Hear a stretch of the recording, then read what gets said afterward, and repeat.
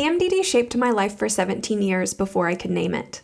I spent those years searching for answers, questioning my sanity, and desperately seeking treatments that actually worked. My painful journey had an unexpected twist. Helping others heal from PMDD became my life's purpose. Hi, I'm Jess, a board-certified nutritional therapist, coach, the founder of Her Mood Mentor, and your host. This is PMDD Pep Talk, a weekly reminder that your suffering is real, your experience is valid, and your future is brighter than your symptoms suggest. Each week, we're going to explore the truths about PMDD that nobody talks about. The kind of truths that shift something deep inside you and make you think, maybe there's more possible than I imagined.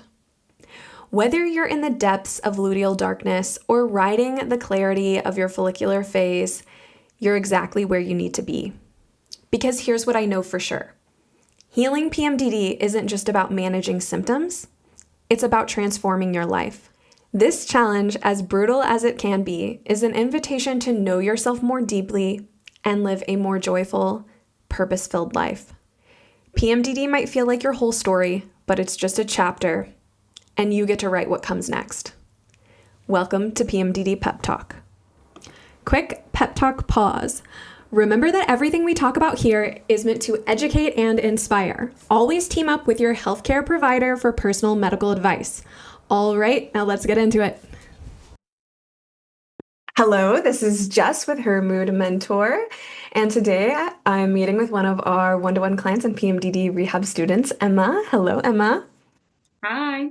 And we're so happy to have you here. Emma is here to share her inspiring PMDD story with us and walk us through the highs and lows that she's been there. So thanks so much for being here, Emma. It's going to be so great to talk to you again. Thanks for having me. I'm excited. Yay. Well, let's get into it. So tell us a little bit about your history with PMD, the symptoms that you had been experiencing, for how long, like all of those juicy details. Right. So I feel like my story is so different from everything I hear online. I feel like people have suffered for so long. And I really only noticed symptoms April of 2025. But it was going on for weeks and turned into months. And I just knew things were off with my body. I couldn't really pinpoint why I felt the way I felt. It wasn't until I got kind of like a loose diagnosis from my therapist, and she kind of steered me in the direction of thinking I might have PMDD. And when I started to do research, I found you, and thank God I did, because I was kind of at the lowest point that I could be at. And when I found you, I was like, this is all really resonating with me. So with her diagnosis and finding you, I feel like I was like, this sounds like I possibly have this thing. Yeah. So it hadn't been going on for decades, luckily, Yeah. like it has for many. And we love to see how your therapist knew about PMDD and Yeah. guided you, because that Yeah. doesn't always happen. So that's super fantastic. And then you jumped right in. You're such an action taker. We got acquainted. But before that, tell us a little bit about what kind of symptoms were you dealing with when you noticed that, hey, this is not the norm that I've been experiencing up until this point? Yeah. So I feel like my number one symptom was, I call it the jitters, just because it's a little bit different than feeling like shaky when you feel like you haven't eaten in a while. It was this feeling where I would often, it happened at nighttime, I'd wake up in the middle of the night and it just felt like everything inside of me was buzzing. It was very weird and it freaked me out. It just felt like my entire body was shutting off. And that was the first thing that like got me into thinking like there's something off with my body, because it happened a couple times and I was like, this is not normal. Like something is off. I tried to pinpoint it, and what got me thinking was like maybe just like something was off with my minerals or like in my blood. Maybe I'm imbalanced in some way. That's kind of the first thing I thought of. And then another massive symptom was I just felt extremely apathetic. Like I felt so emotionless, which is not me at all. I have really big emotions. whether it's happiness or sadness or, having fun, like I feel them so, so deeply. So I just noticed this lack of emotion and it was very strange, and definitely agitation. Everything annoyed me. Every little thing someone did, especially, the 2 weeks before my period, I just noticed like I just was about to snap every 5 seconds. And all these things just did not feel like me. The apathy, the jitteriness was so weird. It felt like I had 10 cups of coffee and I didn't. It was just all these things started to add up, and I was like, something's off. And I don't know what it is. It's very strange. Yeah, it's really alarming when you recognize this isn't me. Like what's going on here? This is a change. And how, as those symptoms progressed, how were they impacting your quality of life? You're up to a lot. You're an active gal. Oh my What, gosh. yeah. It was honestly, not to sound dramatic, it was like ruining my life. Um, for one, social events. I mean, my fiance and I were often leaving social events very early, and both of us are very social people. So that totally impacted our social lives. I mean, I either would feel that jittery feeling, or I would just feel extreme fatigue or like stomach issues. Like there was just always a symptom that was presenting itself. Like every day it was something. So our social lives, I feel like for a couple months, took a hit there. My job too. I mean, I feel like I'm a phys ed teacher and I'm on my feet all day. I'm working with children, and I just felt like I wasn't doing the best I could do, as a teacher, even as a friend, as a partner, as a daughter, sister. I just feel like I was just so internal. Like everything was just about me, and all I could think about was how I felt. And um, so, yeah, it's just, yeah, pretty bad. Yeah, it quickly can seep into every avenue of your life. Absolutely. How many days per cycle were you noticing that these symptoms were affecting you, like actively? Yeah. So that's another thing. It's hard because when you like do all this research, you try to like fit into the box of like what could be. And because I thought I had PMDD, I'd start to freak out because I'd be like, I feel like my symptoms are like longer than 2 weeks almost. Which, as we gathered the information about my body and what was going on, it kind of made sense that sometimes it was longer than 2 weeks. Obviously, during my luteal phase, it was worse, but it probably affected me like closer to like 16 days out of the month, sometimes like 17, depending on what month it was. But yeah, Mm. it was lasting a long time. Yeah, so more than half of your month, half of your cycle, these symptoms are getting in the way. 1,000%. Yeah. Um, And I'm gonna list some other symptoms we had down here that we saw improvements with throughout, and we kind of forget about them later. Yeah. But you did mention the fatigue. Nausea was another big one that was coming up. Anxiety, panic with that jittering feeling. Yeah, which is very panicky. Bloating. And then of course, as this all piles on, like the sleep gets worse, more depression. So those were some other symptoms that you came into the program like really wanting to change that were Yeah. really affecting all areas. Yes, absolutely. Yeah, so for 17 days of each cycle, we were seeing around in the beginning, these symptoms really getting in the way of your quality of life. You had already been seeing a counselor. You have other providers in your life. What Mhm. made you decide to take the type of approach that we take here to these symptoms? So I've always been a little bit more interested in going like a holistic route. Um, Trying to fix things by supplementing in nutrition. I have a little bit of a background in nutrition and fitness, so it's always been something I've been like kind of semi passionate about. And I just felt like this was the right route. I mean, my primary doctors were not helping at all. They time after time it was like, you're fine, your blood work looks good, just, go see an OBGYN. And when I go see an OBGYN, they didn't really have many answers for me.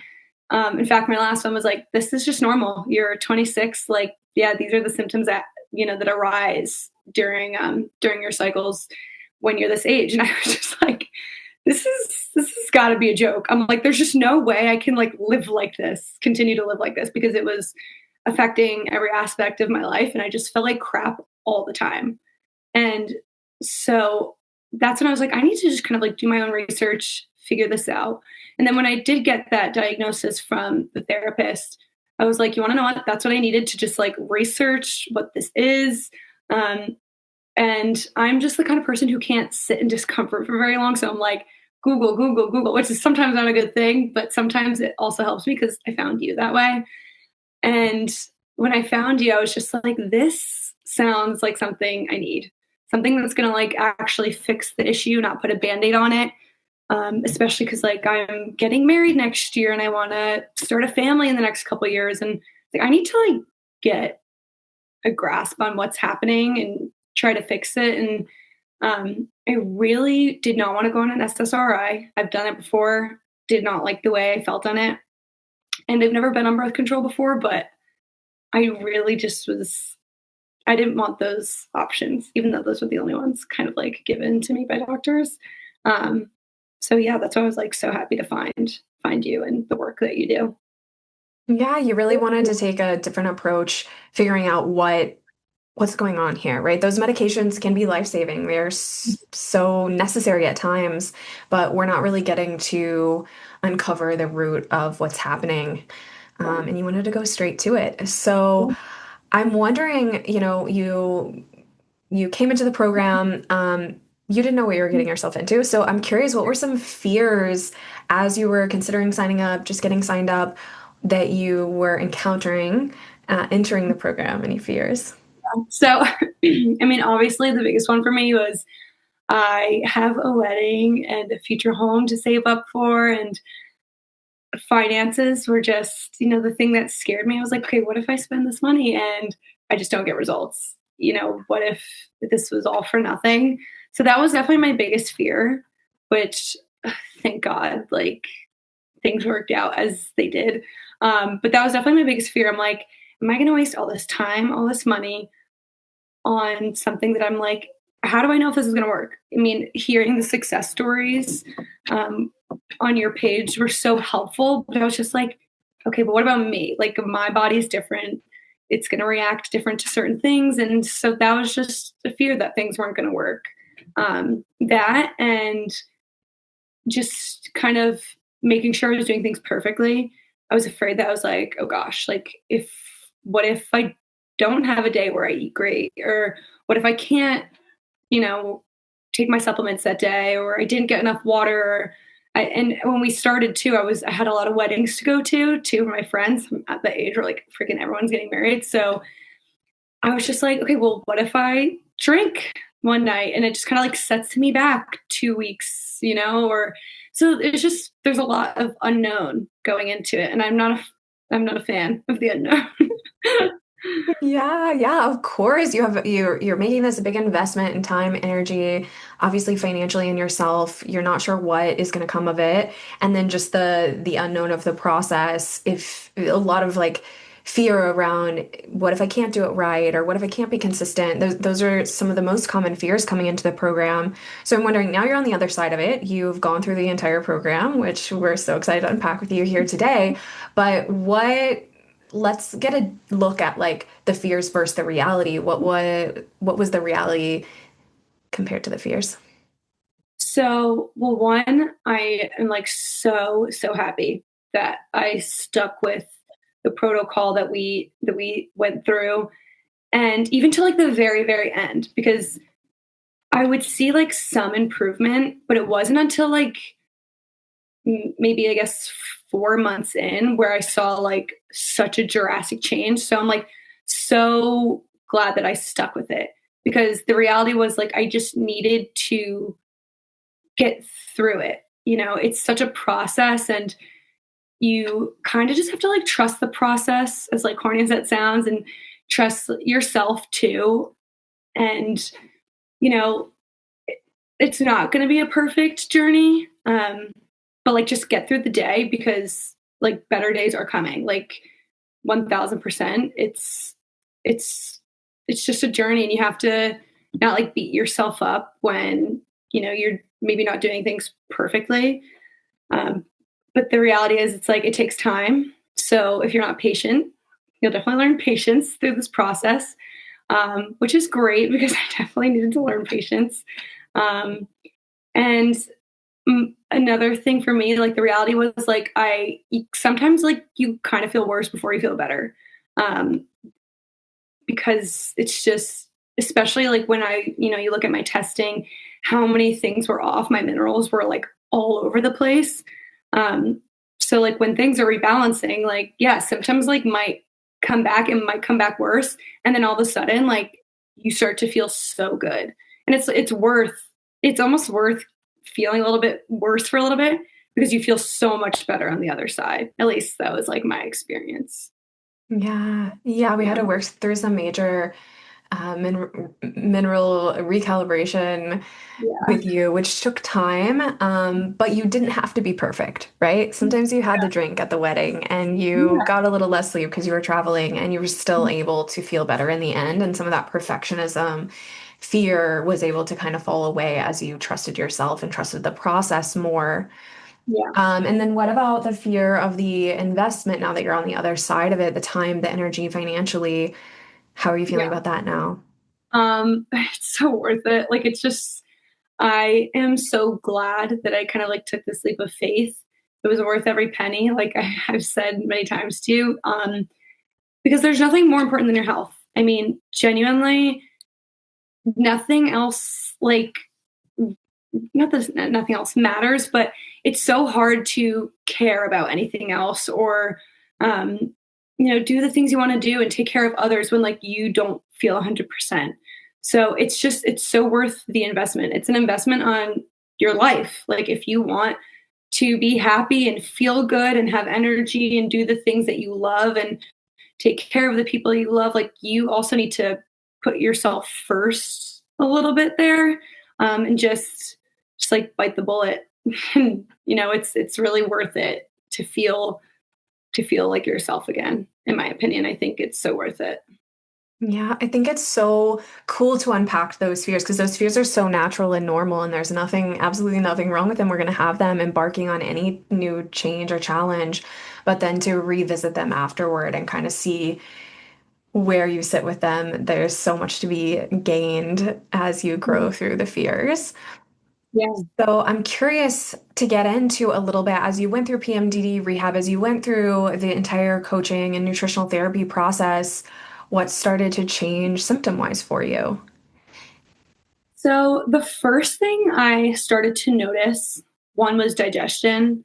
I was going to the bathroom regularly. I said this so many times. This is TMI, but my poops were so healthy, which I was so excited about. So that was like the first thing right away. I noticed that my gut just felt stronger. The second thing was my immune system. This is my second year working in a school. I'm around kids all day, snot-nosed kids, and I do pre-K through 8th grade, so a lot of sickness going around. So my immune system was the second thing. Since the start of this year, I think I had like a little bit of a cold. And last year by now, I think I was on like my fourth round of like antibiotics. I got every sickness under the moon. So my gut and my immune system were like the first things I was like, oh, things feel like they're moving in like a good direction. And then the third most noticeable thing was the apathy starting to kind of subside. I would notice like I would start to cry easily, which is very on brand for me. I love a good cry. I would like listen to music that made me cry and I'd be like, oh yeah, like I'm crying. And it honestly feels so good. And yeah, like I started to kind of just like feel emotions again. I didn't feel so like numb, which was such a plus. I mean, I don't know if everyone would think that like crying all the time is such a plus, but I was like, this feels so good. I love crying. Like happy tears and sad tears. So those were like the three things that I really needed to, you know, kind of like trust that like, okay, things are starting to work. Yeah, so seeing some big shifts, and everyone's symptom presentation is different, what their goals are, what they're aiming for, but there can be kind of two sides to the mood, the hormonal mood experience. It can be apathy. It can be Yeah. like a hardened kind of shell to the world, or it can just be that opposite of just, I can't stop crying and I can't get a hold of my emotions. And you don't, those are two different kind of sides of the nervous system functioning, and you don't really want to be locked into one or the other. You want to be able to move Yeah. through them. And Yeah. so it's great to see that your goal and your symptoms were starting to improve throughout the program. And then what about duration? So starting out with 16, 17 days, closer to 3 weeks of symptoms, what started to shift in the timeline? Yeah. Once I think it was like maybe after my first 2 cycles since working with you, I think it was like my burden, the symptom burden started to go down maybe like to like 10 days for maybe the first 2 cycles. And then after that, it was like maybe 5. And this past cycle, it was like maybe 2 days where I noticed like a little bit of irritation, a little bit of cramping, but like still felt like in a good mood. Um, I literally just got my period, and on Friday it was 2 days beforehand, and usually that's like 2 days beforehand. It's like, oh my gosh, like do everything to feel better, or I feel like crap. And I was in my car on Friday driving home. I was so excited for a long weekend, and I was in such a good mood. I was like, oh my god, checking my app. I was like, I get my period in 2 days, and like I feel great. So yeah, my duration is definitely like shortened a ton. Massive reduction Yeah. in symptoms from what we saw in your map data was starting out with that in our first map, it was 17 days that you reported. And then in the last of moderate to severe symptoms, so we're categorizing them in severity. And then in the last map of data, which you now just have another map of data from when we Mhm. last spoke, but there were no moderate to severe days of symptoms. It doesn't mean you didn't feel things, right? You're going Yeah. to get ready to go through a massive physiological process. It would be weird if you didn't feel anything, Yeah. but to not have any in that moderate to severe category from 17 to none, like that's such a fantastic transformation. So I'm wondering, that was really getting in the way of your quality of life. As the symptoms came down, what has started to shift in the quality of life realm for you? Literally everything. Yeah. I feel like I'm doing a better um, job at being a teacher. I mean, I feel like that is a huge one. You have to have so much patience to work with children. So having PMDD on top of working with kids can be like such a scary combo. So that is a huge one. Social events, like I can stay up late. I don't feel like this extreme fatigue the way I was feeling it. I'm working out so much more. PMDD will definitely slow you down from that. I mean, I love to exercise, but I was really hitting a wall. Like I was barely working out at all. And now it's at least 3 days a week. And even on days where I don't feel like 100%, I'm in my luteal phase, or I can still do it. This past luteal phase, I worked out 3 times and it was awesome. Well, 3 times in 1 week, just the week before. So it just, everything has improved. My relationships, like I don't feel like I'm just as I don't feel like nasty or bitchy anymore. Like I feel like I can just, if something's bothering me, I'm just like, okay, I can deal with it. I don't feel like my personality has done this like I'm just doing this huge shift anymore. Like I can deal with hard, annoying little things and it's fine. It's not like catastrophic anymore. Yeah, you've really resourced yourself. Obviously, it's easier to be resourced when the symptoms are less days and less severe, but you also have built a toolkit of strategies and supports that help you navigate through any symptoms that do come up. And again, just like we can go in that downward spiral with the symptoms taking us down, there can be that opposite effect, which very few of us get to experience, where we're kind of going up and everything's compounding going up in a positive way. And we saw that from some quotes. How do you feel about Mhm. reading some quotes from your Go sessions? for it. Okay. So let's see. In session 2, So this was 2 weeks into the program. You said this luteal phase was more manageable. Mhm. So it was a great early win. By the time we got to session 5, you were saying things like, you said, this is making me so emotional. I can live more now without the constant fear of a symptom popping up. Yeah. Yeah. That I love too. That's So great. beautiful. You said, I feel more like myself. Mhm. And you've said, I've learned I'm not my feelings or my symptoms. So some deep work playing out there. In session 7, you said, my stomach has felt great since starting. Mhm. You said, I'm shocked at how much everything has come down, which you were referring to the mapping data that we collected, where you could see everything playing out with the symptom reduction and duration reduction. You said, I'm at a point where my symptoms are not hijacking my life anymore. Mhm. You said, I've been a better teacher this year because I'm more present. You said, I don't wake up every day feeling scared of symptoms. Yeah, that's a huge one. Yeah, and you said, I needed this so badly and it was worth every penny. And that's coming from someone who's planning a wedding and moving. Yeah. Yep. 1000%.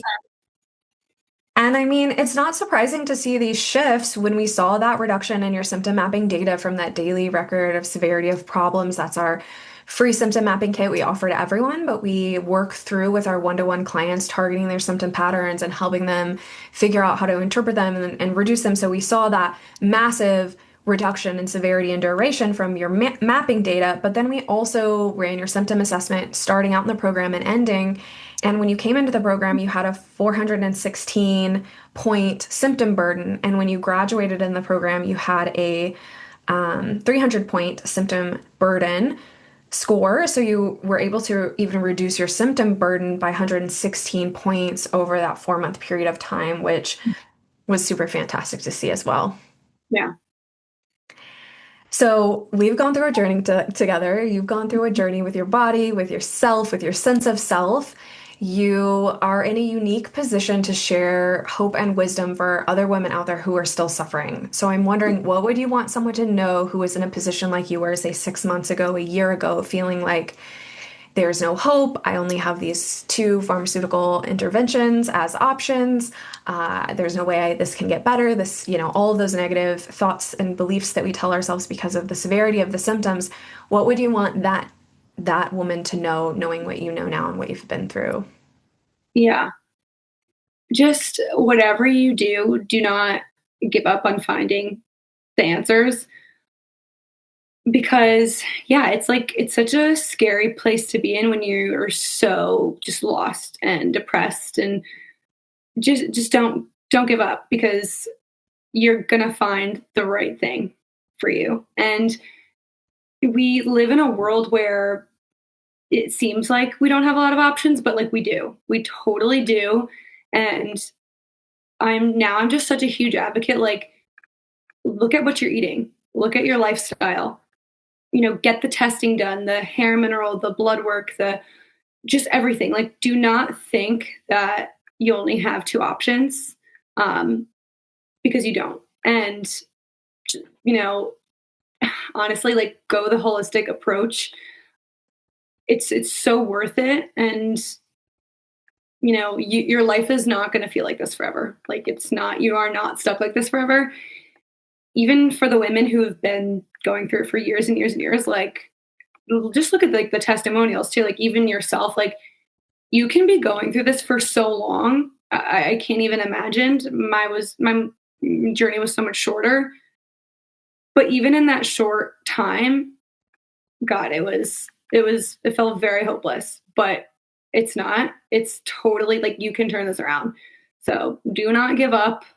Like hang on, even if you're hanging on by a thread, keep hanging on because you will find the right thing.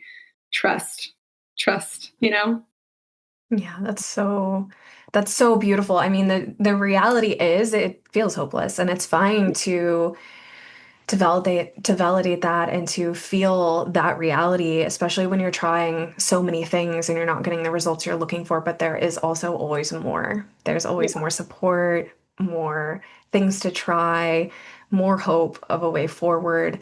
even though, of course, it will look different than it did look for you, Emma, or it looked for me, Yeah. or it looks for the other clients, but we are not uniquely special that we could learn to reduce and manage these symptoms. We don't have Mhm. any special juju that you listening don't have.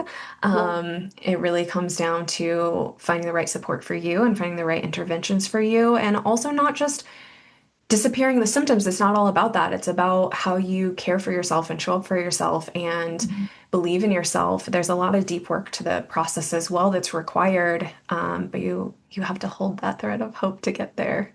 Yeah.